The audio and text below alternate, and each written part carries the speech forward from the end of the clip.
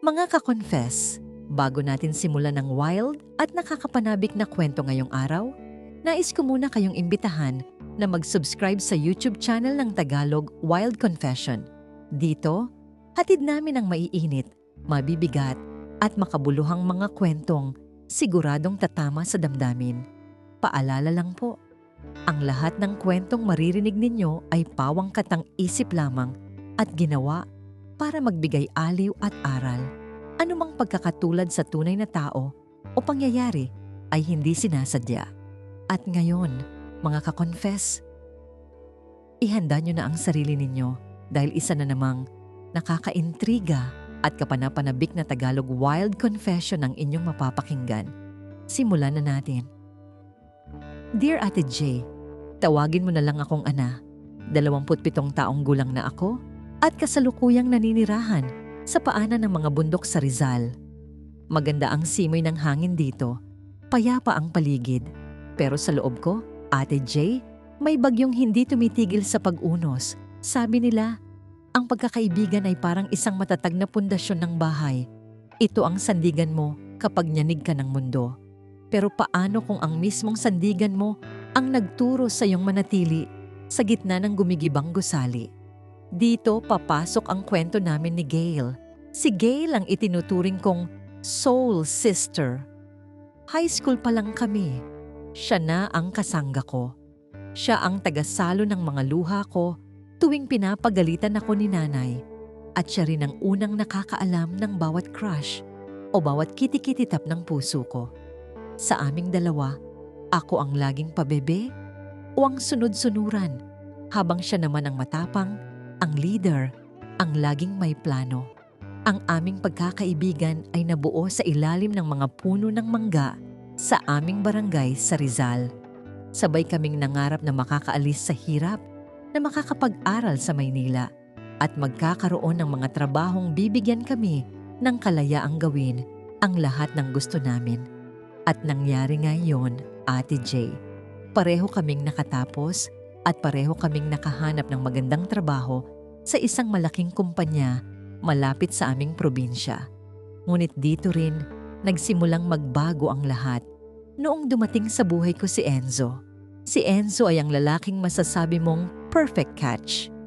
Engineer, matangkad, may pamatay ng ngiti, at higit sa lahat, sobrang bait.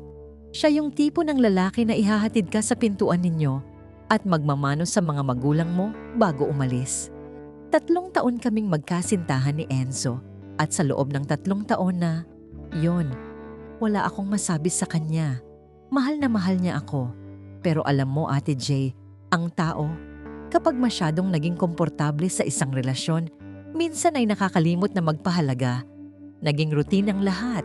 Naging safe ang buhay ko kay Enzo. At sa gitna ng katahimikang yon, naghanap ang puso ko ng excitement. Isang bagay na hindi dapat. Isang bagay na nakakalason.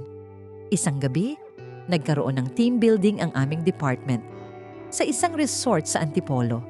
Hindi nakasama si Enzo dahil may site visit siya sa malayo. Pero si Gail, syempre, kasama ko siya. Ana, masyado kang seryoso sa buhay. Uminom ka naman. Isipin mo, wala dito si Enzo para bantayan ka. Biro ni Gail habang inaabutan ako ng isang basong puno ng matapang na alak. Gail, alam mong hindi ako sanay uminom ng marami. Baka mapahiya lang ako rito. Sagot ko. Pero sa totoo lang, may bahagi sa akin na gustong kumawala. Nandito ako, Ana. Ako ang bahala sa'yo. Kung may mangyari man, sa atin lang yon. Best friends tayo. Diba? Ngumiti siya. Isang ngiting dati ay nagbibigay sa akin ng kumpansya. Pero ngayon, parang may ibang kahulugan. Doon ko nakilala si Patrick. Si Patrick ay bagong hire sa kumpanya. Kabaligtaran siya ni Enzo. Si Patrick ay misteryoso, medyo may pagkarebelde, at may titig na parang hinuhubaran ng buong pagkatao mo. Noong gabing yon, dahil sa impluwensya ng alak at sa panunulsol ni Gail, nagawa ko ang bagay na hinding-hindi ko naisip na magagawa ko kay Enzo. Nagsimula ito sa simpleng sayawan hanggang sa naging malalim na usapan sa gilid ng pool. At bago ko namalayan, Nasa loob na kami ng isang madilim na silid. Kinabukasan, nagising ako na puno ng pagsisisi. Umiiyak ako habang nakatingin sa kisame ng hotel room. Pakiramdam ko, napakadumi ko. Gusto kong tumakbo pa uwi kay Enzo at humingi ng tawad kahit pa alam kong baka iwanan niya ako. Pero pumasok si Gail sa kwarto. Hindi siya nagulat. Hindi niya ako pinagalitan. Sa halip, umupo siya sa tabi ko at hinaplos ang buhok ko. Ana, tahan na. Nangyari na, di ba? Hindi naman kailangang malaman ni Enzo, bulong niya. Pero Gail, ang bigat. Hindi ko kayang tingnan si Enzo sa mga mata niya. Kailangan kong sabihin ang totoo. Sabi ko habang humihagulgol. Dito ako nagulat sa sinabi niya. Iniharap niya ako sa kanya at tinitigan ng seryoso. Bakit mo sasabihin? Para ano? Para masaktan siya? Para iwanan ka niya at masira ang buhay mo? Ana, listen to me. I'll take care of this. I'll be your alibi. Sasabihin ko na sa kwarto ko tayo natulog kagabi dahil sobrang lasing ka. Walang makakaalam, maliban sa atin. Ate Jay, doon nagsimula ang lason.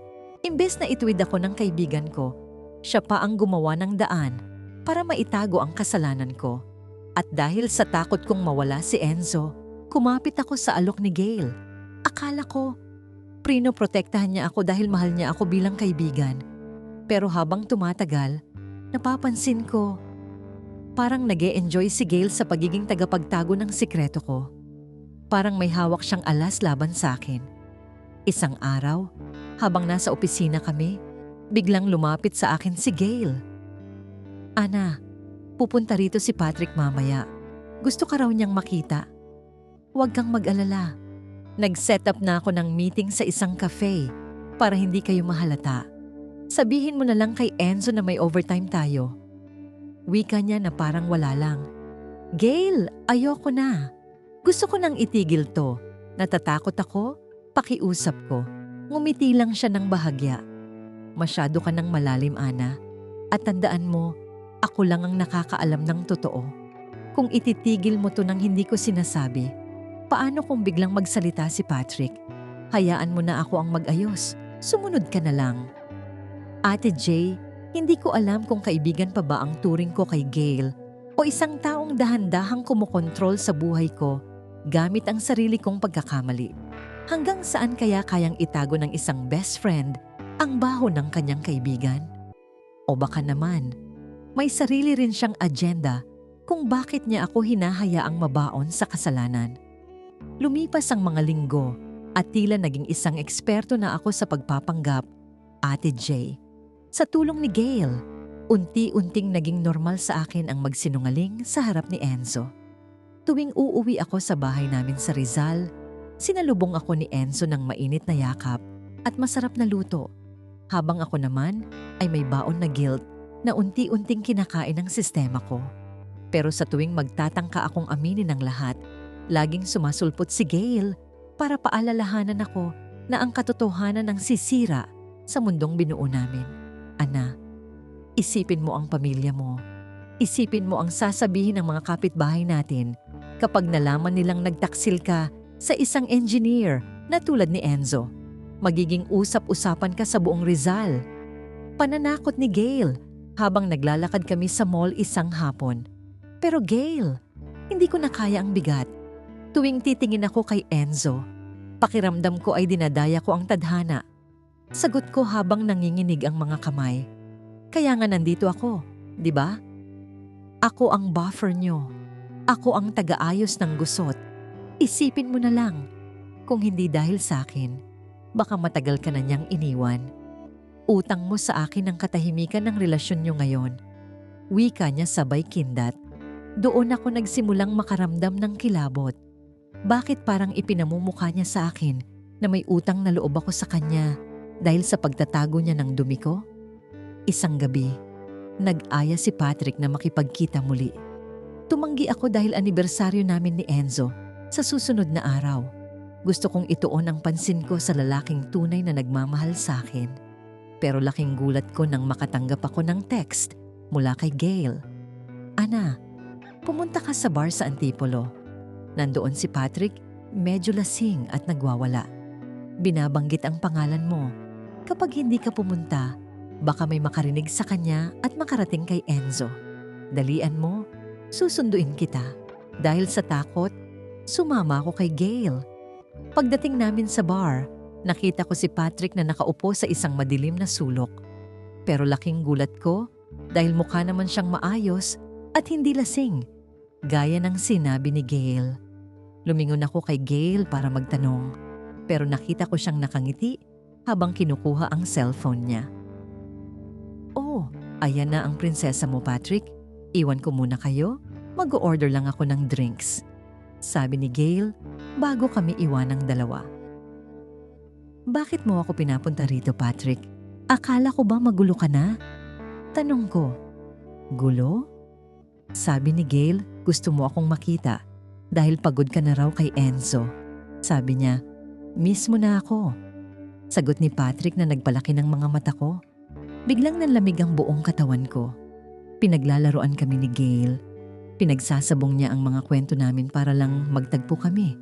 Bakit niya ginagawa ito? Sa halip na tulungan akong lumayo sa tukso, tila itinutulak niya pa ako lalo sa kumunoy ng kasalanan. Noong gabing iyon, hindi ako nakatiis. Hinarap ko si Gail habang pauwi kami sa kotse niya. "Gail, ano ba talagang plano mo? Bakit mo sinabi kay Patrick na gusto ko siyang makita? Bakit mo ako pinagsisinungalingan?" Sigaw ko sa kanya. Huminto siya sa gilid ng kalsada, sa isang madilim na bahagi ng Teresa, Rizal. Tinitigan niya ako ng malamig. Ang dati niyang maamong mukha ay napalitan ng isang ekspresyong hindi ko kailanman nakita sa loob ng mahabang panahon ng aming pagkakaibigan. "Plano?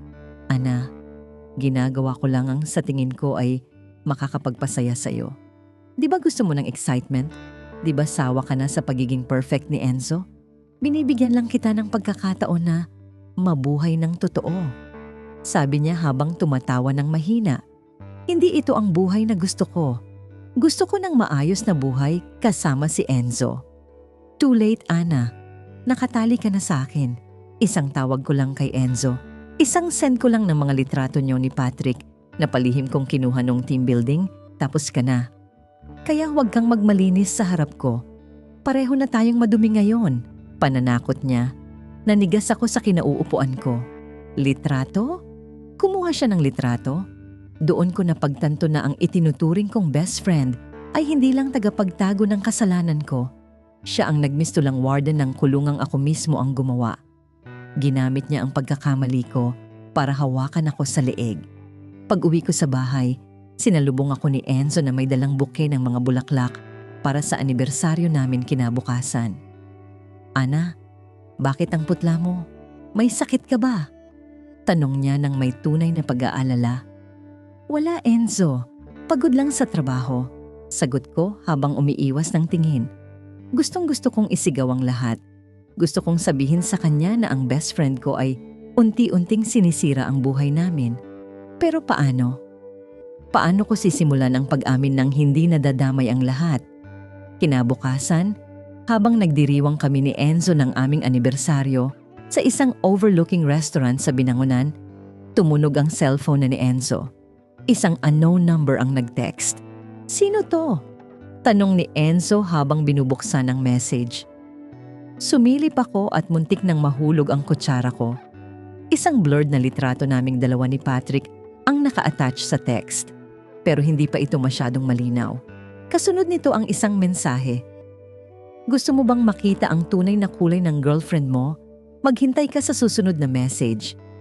Tumingin si Enzo sa akin, puno ng pagkalito. "Ana, ano to? May nagloloko yata sa atin." Alam ko ang numerong yon. Hindi kay Gail ang numerong gamit. Pero alam ko sa kaibuturan ng puso ko na siya ang nasa likod nito. Tinatesting niya ako.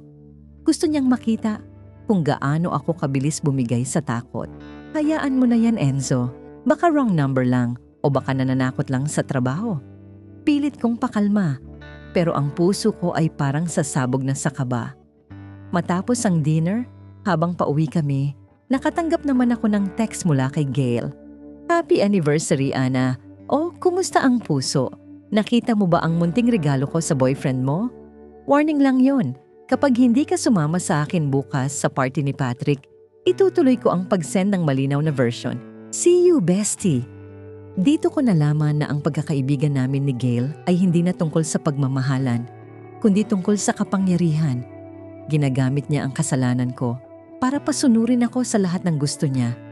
Pero ang mas malaking tanong, Ate J, ay bakit? Ano ang mapapala niya sa pagwasak sa relasyon namin ni Enzo? Nang gabing iyon, habang mahimbing na natutulog si Enzo sa tabi ko, kinuha ko ang cellphone ko at binura lahat ng ebidensya ng pag-uusap namin ni Gail. Pero alam kong hindi sapat ang pagbura sa digital na mundo kung ang ebidensya ay nasa kamay ng taong itinuturing kong kapatid. Naisip ko, kailangan ko nang gumawa ng paraan. Hindi pwedeng habang buhay akong maging sunod-sunuran sa kanya. Pero bawat hakbang na naiisip ko, tila may nakaharang na pader. Kung aamin ako kay Enzo, mawawala siya sa akin. Kung susunod ako kay Gail, lalo lang akong malulubog. Kinaumagahan, maagang pumunta si Gail sa bahay namin. Nakangiti siya, tila walang nangyaring pananakot kagabi. Nagdala pa siya ng kape para sa amin ni Enzo.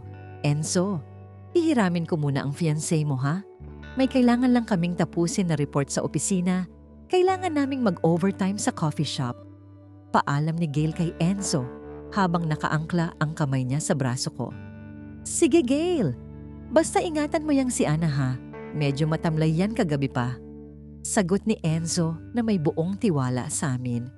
Sumama ako kay Gail, pero hindi sa coffee shop ang punta namin. Dinala niya ako sa isang liblib na resort sa Maytanay. Doon, naghihintay si Patrick at ang ilang mga kaibigan ni Gail na hindi ko kilala. Ano ang gagawin natin dito, Gail? Tanong ko nang may halong galit. Mag-e-enjoy tayo, Ana. Masyado kang seryoso. Dito, walang Enzo na titingin sa'yo. Dito, malaya ka.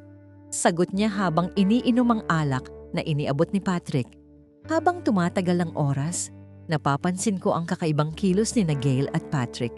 Nagbubulungan sila at paminsan-minsang tumitingin sa akin habang tumatawa. Parang may pinaplano silang mas malaki pa sa simpleng pananakot. Gail, gusto ko nang umuwi.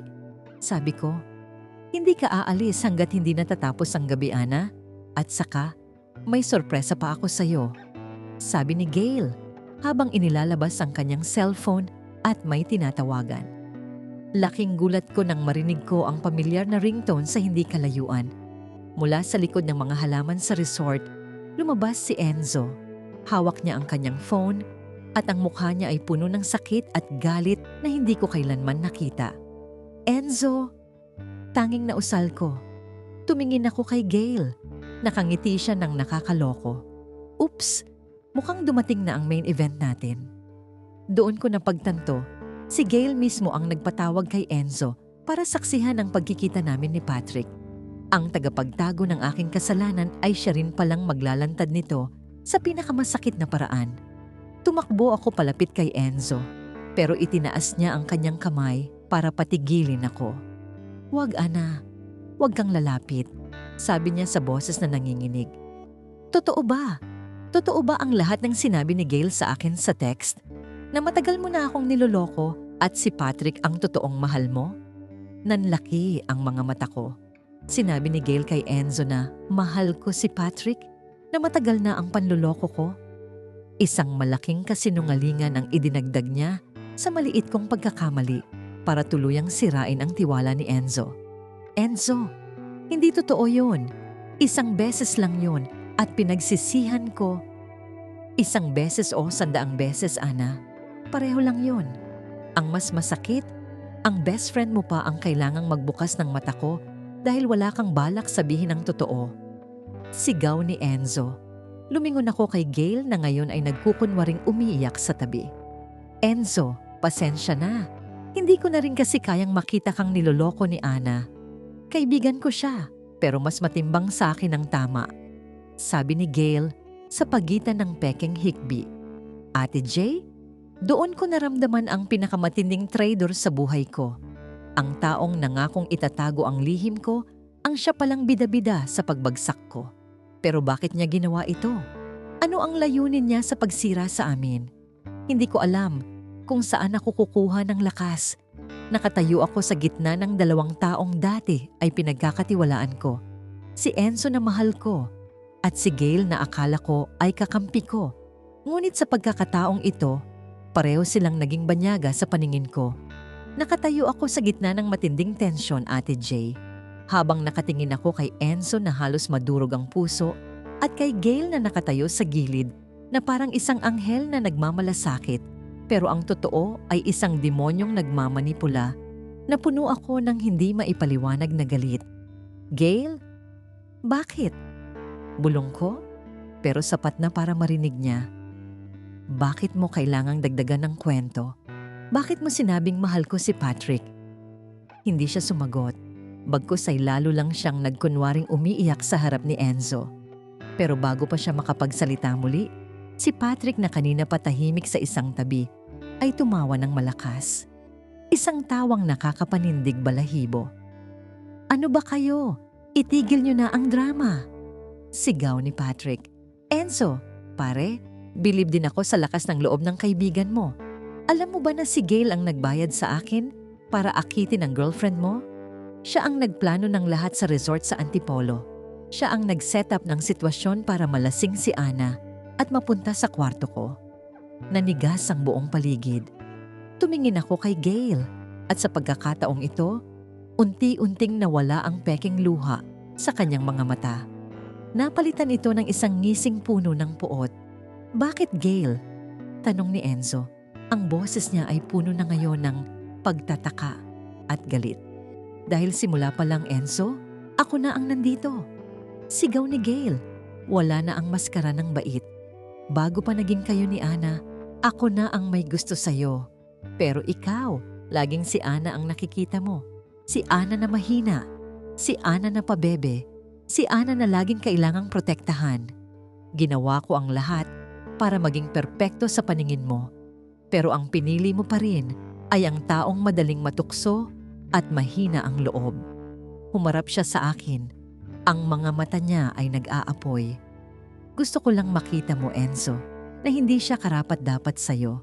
Kaya tinakpan ko ang kasalanan niya, hindi para protektahan siya, kundi para magkaroon ako ng ebidensya na sisira sa kanya sa tamang panahon. At heto na, ang panahon na yun. Napaiyak na lang ako sa sahig. Ang taong itinuring kong kapatid ay ang mismong taong naging arkitekto ng aking pagbagsak. Ginamit niya ang aking kahinaan, ang aking isang pagkakamali, para tuluyang lamunin ang buhay ko. Lumapit si Enzo sa akin, pero hindi para itayo ako. Tumingin siya sa akin nang may malalim na lungkot. Ana, kahit ano pa ang plano ni Gail, ang katotohanan ay bumigay ka pa rin. Nagawa mo pa ring magtaksil. At ikaw, Gail, hindi ko alam na ganito kadilim ang pagkatao mo. Hindi ko kayo kayang tingnan pareho.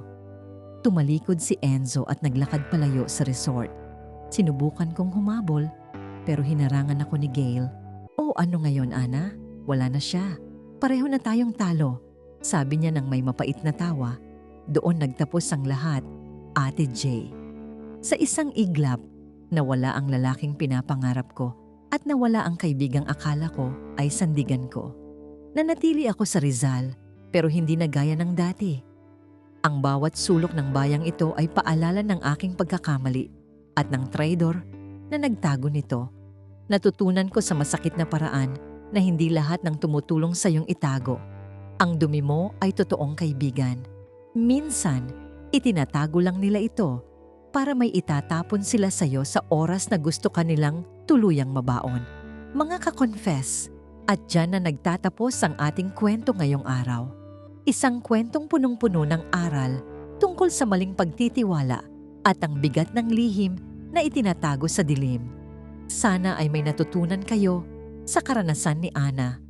Huwag kalimutang maging mapanuri sa mga taong nasa paligid ninyo dahil kung minsan, ang pinakamalapit sa atin ang siyang may hawak ng kutsilyong itatarak sa ating likuran.